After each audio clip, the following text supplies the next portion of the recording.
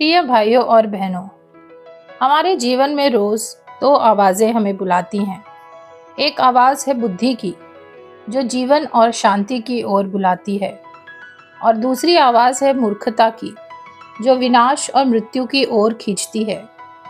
नीति वचन 9 में यह दोनों आवाज़ें हमारे सामने खड़ी हैं, लेकिन आज हम ध्यान देंगे बुद्धि की बुलाहट पर, जो परमेश्वर की ओर से एक प्रेमपूर्ण बुलावा है। आइए वचनों में देखते हैं। वचन 1 से 3। बुद्धि ने अपना घर बनाया और उसके सातों खंभे गड़े हुए हैं। उसने भोज के लिए अपने पशु काटे, उसने दाखमधु में मसाला मिलाया और अपनी मेज लगाई है। उसने अपनी सेविकाओं को आमंत्रित करने भेजा है और वह नगर के सबसे ऊंचे स्थानों से पुकारती है।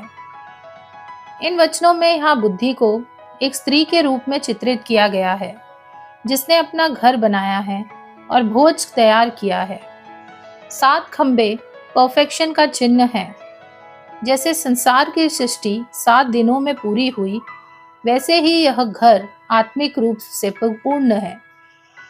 यह बुद्धि स्वयं मसीह का प्रतीक है। पहला कुरिन्थियों 1:24 कहता है, मसीह ही परमेश्वर की सामर्थ और परमेश्वर की बुद्धि है।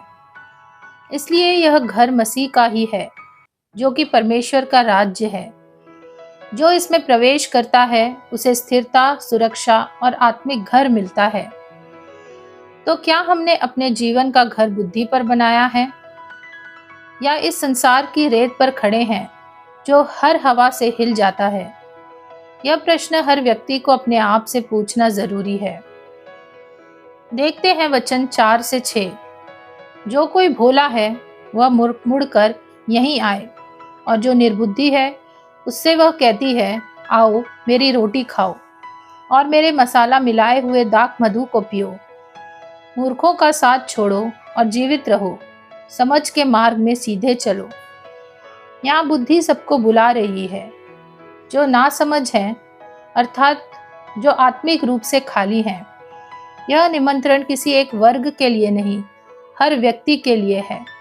गरीब हो या अमीर, ज्ञानी हो या अज्ञानी, परमेश्वर का अनुग्रह सबके लिए खुला है।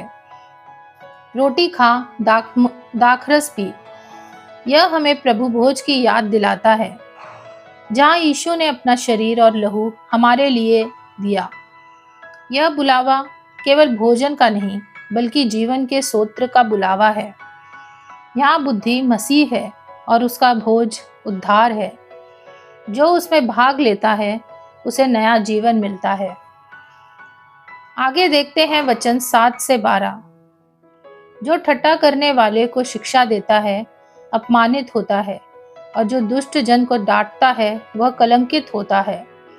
ठट्ठा करने वाले को न डांट, ऐसा न हो कि वह तुझसे बैर रखे। बुद्धिमान को डांट, वह तो तुझसे प्रेम रखेगा। बुद्धिमान को शिक्षा दे, वह अधिक बुद्धिमान होगा। धार्मिक को चिता दे, वह अधिक विद्या बढ़ाएगा। यहोवा का भय मानना बुद्धि का आरंभ है, और जो परम पवित्र परमेश्वर को जानना ही उस समझ है। मेरे द्वारा तो तेरी आयु बढ़ेगी और तेरे जीवन के वर्ष अधिक होंगे। यदि तू बुद्धिमान है तो बुद्धि का फल तू ही भोगेगा, और यदि तू ठट्ठा करे तो दंड केवल तू ही भोगेगा। इन वचनों में हम देखते हैं सच्ची बुद्धि की जड़ परमेश्वर का भय है। यह भय डर का नहीं, बल्कि आदर और विश्वास का है। जब हम परमेश्वर का आदर करते हैं, तब हम उसकी राहों में चलते हैं। परमेश्वर का भय हमें नम्र बनाता है, हमें पाप से दूर रखता है, और हमारे हृदय में परमेश्वर पवित्र आत्मा के कार्य के लिए स्थान खोलता है। पहला यूहन्ना 4:18 कहता है, परिपूर्ण प्रेम भय को निकाल देता है। इसका अर्थ यह नहीं कि भय समाप्त हो जाए, बल्कि भय प्रेम में बदल जाए। तो अपने आप से पूछिए, क्या हमारे जीवन में यह संतुलन है, परमेश्वर के प्रति भय और प्रेम दोनों का? भाइयों और बहनों, क्या आज आप मसीह परमेश्वर की बुद्धि कि इस बुलाहट को स्वीकार करेंगे?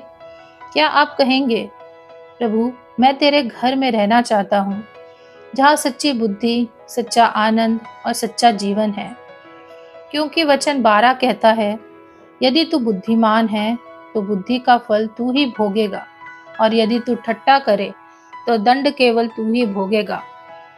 आज बुद्धि बुला रही है, आओ और जीवित रहो। तो आइए हम प्रार्थना करें।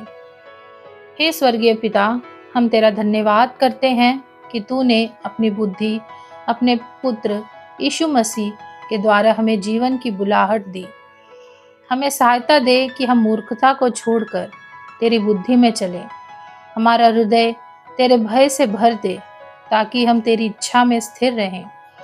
हमें अपने घर में स्थान दे, जहाँ सच्ची शांति और अनंत जीवन है। यीशु मसीह के नाम में प्रार्थना करते हैं, आमीन। आगे के वचनों के साथ नए वीडियो में मिलते हैं। कृपया हमारे चैनल को लाइक, सब्सक्राइब और शेयर करें। तब तक के लिए सबको जय मसीह की।